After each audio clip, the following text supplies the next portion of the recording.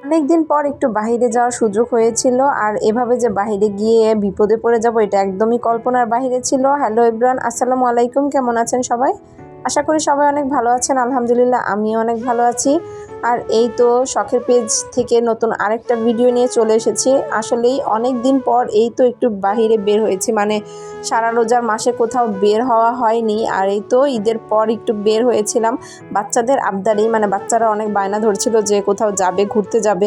কিন্তু কি যে গরম পড়েছে, এই গরমের মধ্যে আসলে কোথাও যাওয়াটা একদমই বিরক্তকর। কিন্তু এটা তো আর বাচ্চারা বুঝে না, বাচ্চাদের বায়না কোথাও নিয়ে যাও, কোথায় নিয়ে যাও, কিন্তু কোথায় নিয়ে যাব। তো এই তো এলাকার মধ্যেই একটা পার্ক হয়েছে, তো ভাবলাম যে কাছেই আছে, এখান থেকে একটু ঘুরিয়ে নিয়ে আসি। তো এই তো বের হয়েছিলাম, প্রচণ্ড গরম ছিল আর গরমের মধ্যেই কিন্তু বের হয়ে গেছি।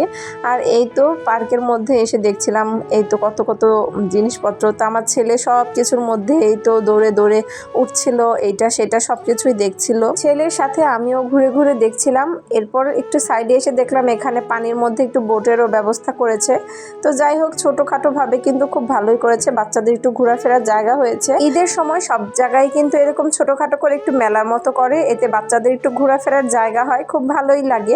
অনেক অনেক রাইডেরও ব্যবস্থা আছে, মানে ছোটোখাটো কিছু রাইডের ব্যবস্থা আছে, কিন্তু ওগুলোর প্রতি আমার ছেলের কোনো ইন্টারেস্ট নাই। আমার ছেলে এই জীবজন্তুগুলো দেখেই মানে অনেক খুশি হয়ে যায়। আর এই তো এটার উপর উঠতে চেয়েছিল, তো আমি বললাম এটার উপর ওঠা যাবে না। তারপর আর কি নেমে গেল, আর এই তো এই পাশ ওই পাশ করে ঘুরে দেখছিল। ছোট ছোট রাইডেরও ব্যবস্থা ছিল। এই তো এখানে একটা ট্রেনের মতো ছিল, মানে কার্টুনের ছোট ছোট ট্রেন।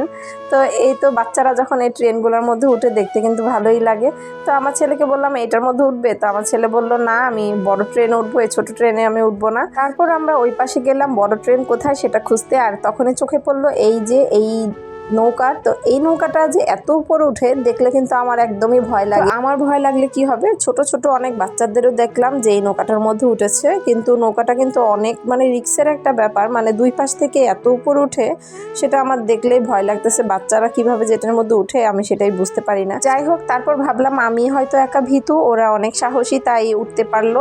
এই তো অনেক গরমের মধ্যে বের হয়েছিলাম বাসা থেকে, কিন্তু এখানে আসার একটু পরেই এমন বাতাস ছেড়েছে, মনে হচ্ছিল যে ঝড় হবে, যার কারণে মেলাও কিন্তু অনেক ফাঁকা ফাঁকা হয়ে গেছে, মানে লোকজন অনেক কমে গেছে। সব রাইডগুলোই একদম ফাঁকা ফাঁকা, মানে লোকজন তেমন ছিল না, সবাই চলে গেছে।